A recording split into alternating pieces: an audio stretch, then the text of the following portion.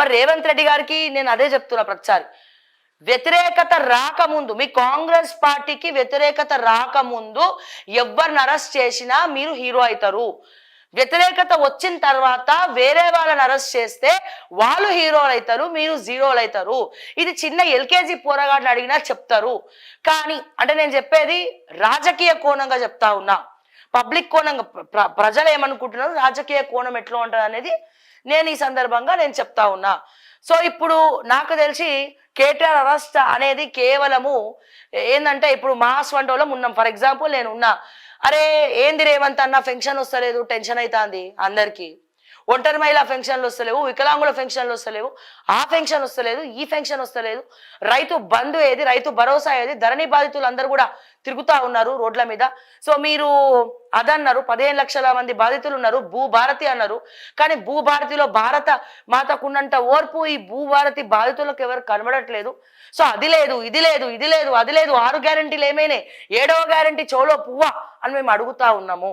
మరి అడగడాలన్నీ కూడా ఆగాలి అంటే ఏం చేయాలి? ఒకసారి హైడ్రా రావాలి, ఒకసారి బుల్డోజర్ రావాలి, ఒకసారి నాగార్జున ఇల్లు కుల్లగొట్టాలి, ఇంకోసారి మా రంగనాథ్ సార్ ఇంకెక్కడికన్నా పోవాలి, లేకపోతే ఫోన్ ట్యాపింగ్ కేసు మళ్ళీ తెరపైకి రావాలి, లేకపోతే మాస్ వంటి వాళ్ళం ఎంతసేపు ఇగో కేటీఆర్ అరెస్ట్ అని చెప్పి కేటీఆర్ అరెస్ట్ గురించి తెలంగాణ ప్రజలు మాట్లాడుకోవాలి. కానీ సంక్షేమ పథకాలు కానీ 6 గ్యారెంటీల గురించి ఎవరు డిస్కస్ చేయొద్దు. సో ఇది ఒక రకమైనటువంటి స్ట్రాటజీగా మాకు అర్థమవుతోంది. సో మరి కేటీఆర్ అరెస్ట్ అవుతాడా? అరెస్ట్ అయితే అట్లా పోయి ఇట్లా వస్తాడు, ఏమవుతుంది? మంచి విఐపి ట్రీట్మెంట్ ఉంటుంది, సామాన్యులకు ఉన్నట్టు ఉండదు. ఆ తిహార్ జైలుకు పోతారేమో కవితక్కలాగా ఇబ్బంది పడతారు. కవితక్కని ఎంత టార్చర్ పెట్టిర్రు, ఏంది తిహార్ జైలు అనేది? తిహార్ జైలు అంటే కరుడు కట్టినటువంటి నేరస్తులు ఉంటారు, అందులో ఉండడం అనేది ఒక శాపం. ఇక ఏసీబీ ముందే అరెస్ట్ చేసింది అనుకో, ఈ చెర్లపల్లి జైల్లోనే ఇంకెక్కడో జైల్లో పెడతారు కేటీఆర్ని.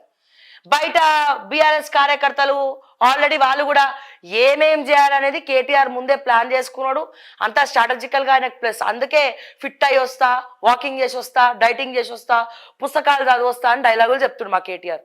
ఎందుకంటే ఆయనకు ముందే ఒకవేళ అరెస్ట్ అయితే ఏం చేయాలి, రాష్ట్రంలో ఏమేమవుతుంది, ఏం చేయొచ్చు, ఎట్లా బయటకు రావచ్చు, అన్ని సమకూర్చుకుంటున్నారు.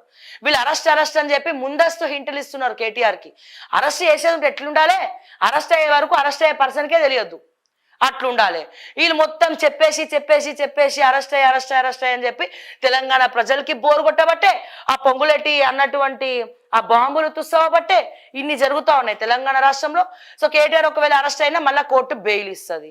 బెయిల్ ఇచ్చిన తర్వాత దర్జాగా మళ్ళీ ఇదే పూలమాలలు, కండువాలు, ఈ షాళ్ళు కప్పుకొని మళ్ళీ ఓదార్పు యాత్రలు జరుగుతాయి. కేటీఆర్ని పరామర్శించడానికి ఆ వ్యాన్లలో ఏమంటారు చెర్లపల్లి జైలు నుంచి మంచి ఒక రోడ్ షో పెడతాడు, ఖతం అయిపోయి.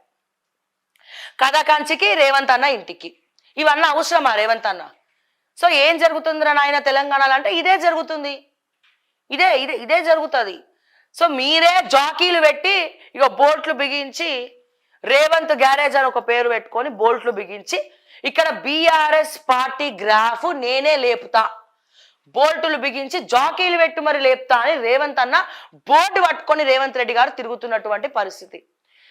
ఇక్కడ తెలంగాణ ప్రజలే కాదు, రేవంత్ అన్న నేను మళ్ళా చెప్తున్నా, నువ్వు అరెస్ట్ చేసుకో, ఏమైనా చేసుకో, లేకపోతే ఇంకేమైనా కుళ్ళు కుటాంటరాలు చేయి, నా వేరే యూట్యూబర్స్ తోటి ఇంకేదైనా చేసుకో, లేకపోతే ఇంకా క్యారెక్టర్ రేస్ అనే చెప్పుకో, నాకేం ఫరక్ పడదు. కానీ ఇక్కడ నేను చెప్పొచ్చేది ఏంటంటే రేవంత్ రెడ్డి గారు, నేను చెప్పేది ఏంటంటే మీ మీ మీ కాంగ్రెస్ పార్టీలోనే మందు ఉయ్యాల్సినటువంటి అవసరం ఉన్నది. కార్యకర్త సోదరులందరూ కూడా చాలా చాలా చాలా చాలా బాధతో నిండి ఉన్నారు. మహిళా అధ్యక్షులు, మహిళా కార్యకర్తలు కూడా చాలా డిప్రెషన్లో ఉన్నారు. కాంగ్రెస్ అంటే ఎందుకు బతుకుతున్నాం, ఈ పార్టీ కోసమా ఇన్ని రోజులు మేము కష్టపడిందని చెప్పి బాధపడే వాళ్ళు, కళ్ళెంబడి నీళ్లు తెచ్చుకునేటువంటి మహిళలు కాంగ్రెస్ పార్టీలో చాలా మంది ఉన్నారు. కార్యకర్తలు లైక్ ఎవరైతే కాంగ్రెస్ ఎజెండా మోసిన వాళ్ళు ఉన్నారో, సో వాళ్ళే మీ పరిపాలనతో జీర్ణించుకోలేనటువంటి పరిస్థితి. వైఎస్ రాజశేఖర రెడ్డి గారు ఎక్కడా, రేవంత్ రెడ్డి గారు ఎక్కడా అనే పరిస్థితికి మీరు దిగజార్చినారు. సో ఈ దెబ్బతో మరో 20 ఏళ్ళు కాంగ్రెస్ అధికారంలోకి రాదు. వస్తే అది ఒక పెద్ద సెన్సేషనే. అంత భయభ్రాంతులకు తెలంగాణ ప్రజలను ఇబ్బంది పెట్టినారు. వచ్చిన కొత్తలోనే ఈ మూసీ ప్రక్షాళన కానీ లేకపోతే హైడ్రా కానీ ఎక్కడా కూడా కాంగ్రెస్ గ్యారంటీస్లో లేవు, ఎక్కడ కూడా ఏ మేనిఫెస్టోలో కూడా పెట్టలేదు. అటువంటిది అమాంతం పైసల కోసం ఇదంతా చేసిండ్రు అని చెప్పి మొత్తం అబాసు పాలైనరు, భ్రష్టు పాలైనరు.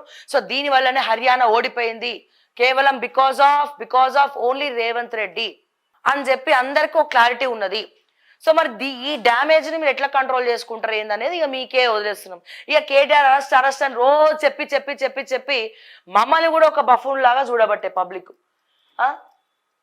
ఇగో 7న రావాలంటూ అరవింద్ కుమార్, బిఎల్ఎన్ రెడ్డిలకు కూడా ఒప్పందాలు, చాటింగ్, ఈమెయిల్స్ ఆధారంగా విచారణ.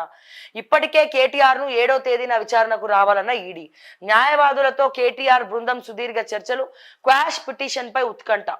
ప్రమాణ పత్రాలు ఎందుకు? రైతులపై కేసులు పెట్టేందుకేనా? భరోసా కోసం రైతులు అడుక్కోవాలా? అన్నదాతలకు 26,500 కోట్లు ఎగ్గొట్టారు.